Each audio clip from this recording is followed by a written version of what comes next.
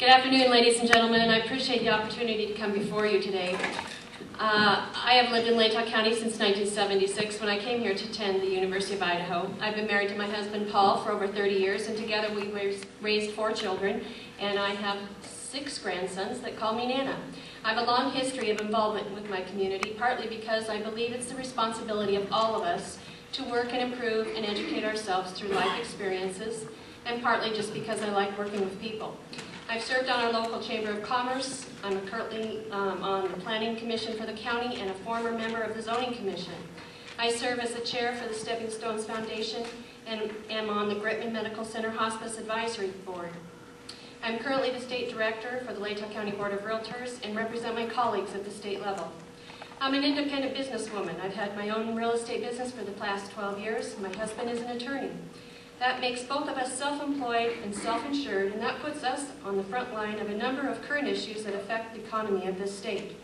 I spent 8 years working for U.S. Senators Dirk Kempthorne and Mike Crapo as a state assistant, running their Moscow offices and dealing with the amazing problems our citizens have had with federal and state agencies.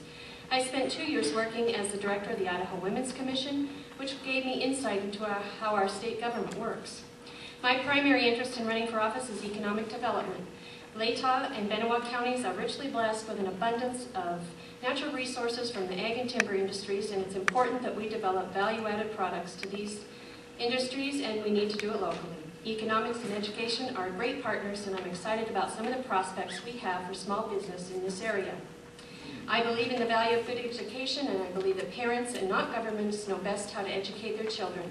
I believe in choices, and that means public schools, charter schools, private schools, and homeschooling. And I believe that local control is the best form of government. Thank you.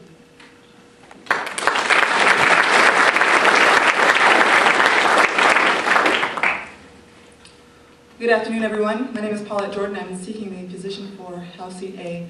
I'd like to also thank our student body for New St. Andrews for hosting this wonderful event, and all of our guests who have joined us today. For myself, I have been a time-proven leader. I've been a leader for many, many years, starting from my time in high school where I went to Gonzaga Prep.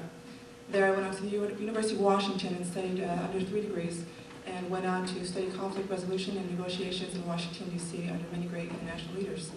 From that point on, I serve as the Northwest representative to the National Indian Association and as councilwoman for the Coeur d'Alene Tribe. And in that capacity, I have been able to be a job-proven creator, excuse me, excuse me, my voice, I just feel like my voice is a little raspy today. But I feel that it's an opportunity for me to express my ability and to use those skills to apply that to the state of Idaho. I am a private business owner as well. I also am involved with the government, both on the statewide level and on the national level. I have also worked with the president. I see him and meet with him twice a year.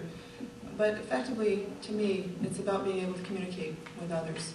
Good leadership is about listening and being able to gather all the information from those constituents you represent and develop a knowledge base and a solution to apply that best and most effectively to create a better life, to create a better community. And for me, it's not just about tomorrow, it's about the next 5 to 7 generations, and how are we going to make Idaho a more self-sufficient nation. And I feel that with my experience, my ability as an effective leader, I can do that. And so today I'm asking for your vote and your support. Thank you.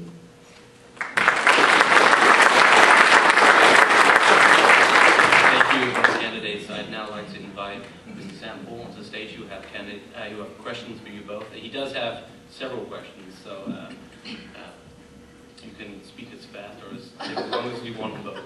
Thank you, Sam. Well, we can only speak as fast as those signs now. Thank you both for your time. I really appreciate the opportunity. Mr. Jordan, I'd like to start with you. In the India County Media Network at a golf tournament fundraiser, I believe actually in Coeur d'Alene, where I'm from, you were quoted as saying, "I put tribes in the forefront with everything I do." So I'm wondering if you can give some context for this statement. Yes, actually that's a fair statement. I am a member of the Coeur d'Alene Tribe, yes, and that was a quote in Indian Country Today. They came to a golf fundraiser that I held up in Kootenai County. Tribes who were there were very disengaged. Now, you rarely see any tribal citizen run for state office, or national office for that matter. Tribes are sovereign nations. Yet we are also citizens of our counties, we're citizens of every state that we are in. And tribes have elected me not only to be their representative and voice when it comes to economic development, housing, healthcare, and education, but they also see me as the voice of our future. And I take that with great responsibility and a great privilege. We are people just like all of you. We have families, we have children, we are responsible for our neighbors. And to me, when they come to me and they ask me to be this voice and they elect me in these positions, I take that with great privilege. Absolutely. And that is exactly why I've stated to them that I will continue to be that voice. And at the state of Idaho, it's sorely needed, yet so is jobs and education. We have a constitutional responsibility to abide by, as well as the Idaho State Code of Law. A quick follow-up question on that. Now, you mentioned on your website, and I think you just mentioned also that you're a proven job creator, especially during your time as councilwoman for the Coeur d'Alene Tribe. My question is, can you give us some specifics about how you improved the economy in Benoit County? That's great. Thank you. Very good question, Sam. Job creation comes in many forms. It comes by personal ownership. I'm also a private business owner myself. I have a media production company with partners out of Oregon, and also I run my family's ag and timberlands in Benoit County, over 300 acres. On top of that, I've been, being an elected leader of the Council of the Coeur d'Alene Tribe, I oversee a mass budget in the hundreds of millions. And speaking of that, in short terms, last year we did an economic study. Our economic impact was over $309 million. That meant taxes to the state, that meant jobs, and value added and essential extension of that. Jobs were created in our expansion of tourism, meant 200 jobs over the past year. And additionally, we just created or opened our $17.3 million Benoit medical facility, which I had a great hand in developing over the past 3 years. And that alone created over 20 to 30 jobs. I can have more numbers on that, but I know a 20 job base. And that to me is contributing to our local economy. And that's not just in itself. So everything in extension, CityLink, education, other small businesses connects to that. And that's the structure that I'm speaking of, that I have been having a hand in at the forefront to contributing to. Thank you. Thank you. That report, the economic report, was interesting, and I was able to find that online. Mrs. Agidius, thank you again for your time. My question for you is, with regard to taxes, you said on your website that you said, as good folks, we can always find a worthwhile way to spend the taxpayers' money, but the question is, should we? And so my question to you is, how would you go about identifying existing government initiatives that aren't necessary if you were to win this campaign?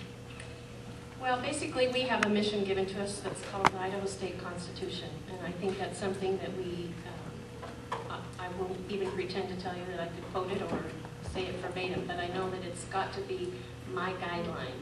And I believe that every bill that comes before us, we have to decide whether or not it's the role of government to provide these services.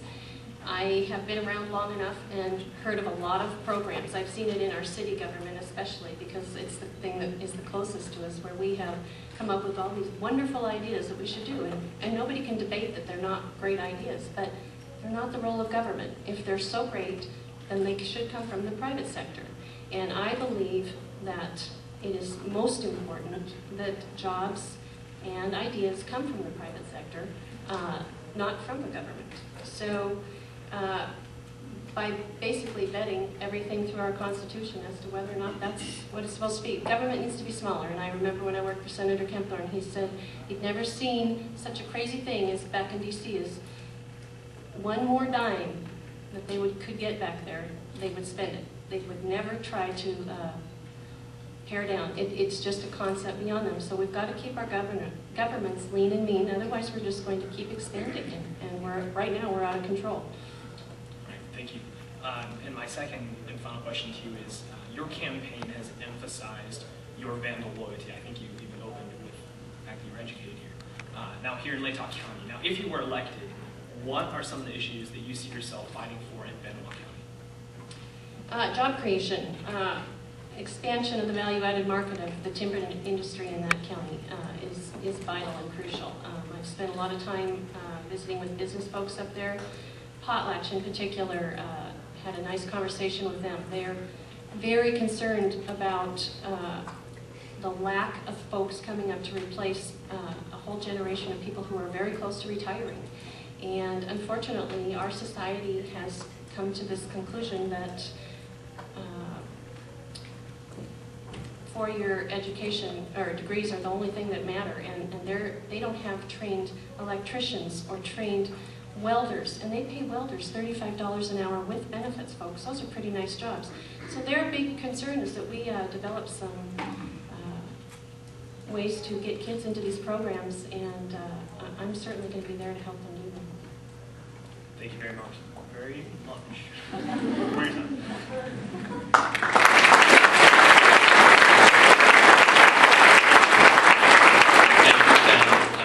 Mr. Agidius, you now have 2 minutes to respond to and clarify anything that's been said, and Mr. Jordan, you will then have 2 minutes also. Well, I believe the differences between my opponent and I is that I believe that job creation should come from the private sector. I believe that Paulette has done a fabulous job for her tribe, but I believe the difference is that she's had tribal money to work with. And unfortunately, off the reservation, we don't have those funds. And so that is a challenge that I don't believe that she'll understand that I do. I believe that we've got to provide a good business environment in this state to attract new businesses to come here. And so let me just reiterate what I stand for. I'm an advocate in developing new markets. I will be an advocate for developing new markets for our natural resources and from protecting existing businesses by keeping Idaho business friendly from unneeded regulation and overtaxation. As our largest employer in Latah County, I understand how important it is to keep the University of Idaho the strong research university that it is. To that end, I think in a state of this size, it's important to stop duplicating college programs at each university. We have too small of a tax base to continue to do this. I believe in smaller government and local control, and that means every bill I will look at will be getting the same question from me: is this the role of government, and how will it affect my constituents? To this position, I bring my life experiences, which I believe will be advantageous in working with all different kinds of people with varied opinions and different agendas. I can and will bring your voices to the legislature because ultimately that is what I believe this job is all about. It's listening to you. Thank you, and I would appreciate your vote on November 6th.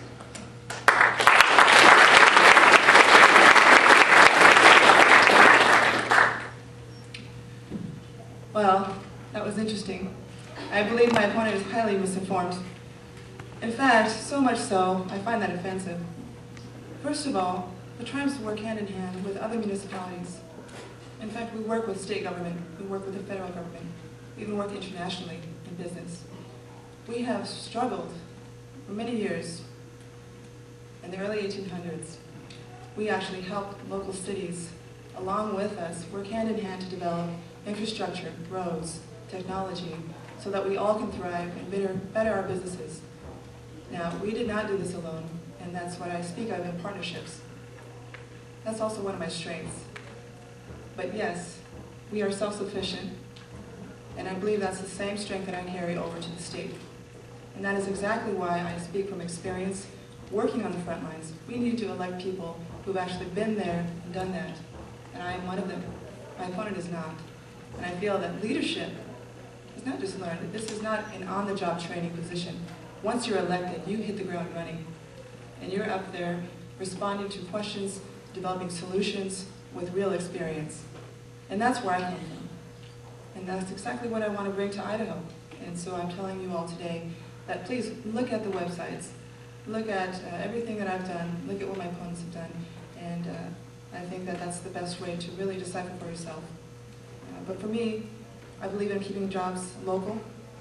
I want to bring our manufacturing jobs here in Idaho. I also want to keep business relationships, not only internationally, but within the U.S. And on top of that, I believe in local government. I believe that the voices need to be kept here, that the decisions that are coming in need to be made here, not from an arm reaching outward from to within. So my position is about being for the people, listening to the voices, having town hall meetings, finding solutions together, and creating a better economy through education and other means. Thank you.